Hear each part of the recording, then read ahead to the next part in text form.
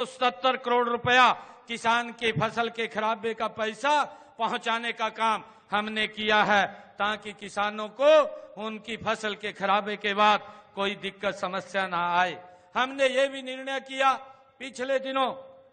जो खेतों में से हाई टेंशन तारें जो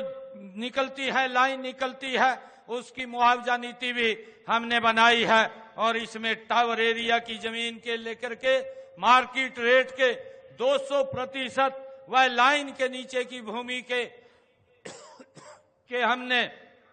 मार्केट रेट के 30% मुआवजा का प्रावधान भी हमने इसके अंदर किया है। हमने किसानों को मजबूत करने के लिए किसानों के हित में जो कदम उठाए हैं हमने पिछले दिनों, ताकि वो लिटिगेशन की समस्या से बाहर हो, क्योंकि ये सोच अगर किसी की थी, ये महाराज धन्ना भगत जी की ऐसी सोच थी कि हर व्यक्ति सुखी और संपन्न खुशहाल हो, उसको किसी प्रकार की समस्याओं का सामना न करना पड़ा। यही एक मार्ग उन्होंने हमें दिया था। हमने निर्णय किया, पिछले दिनों हमारी सरकार ने ये निर्णय किया कि जो किसान, जो पट्टेदार किसान थे, लंबे समय से काश्त कर रहे थे, मालिकाना हक नहीं था, हमने सरकार और पट्टेदार किसानों के बीच में एक विश्वास की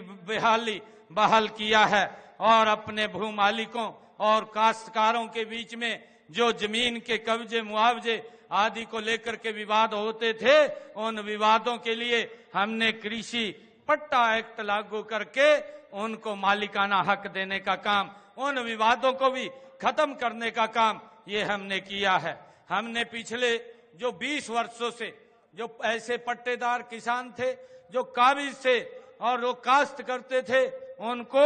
हमने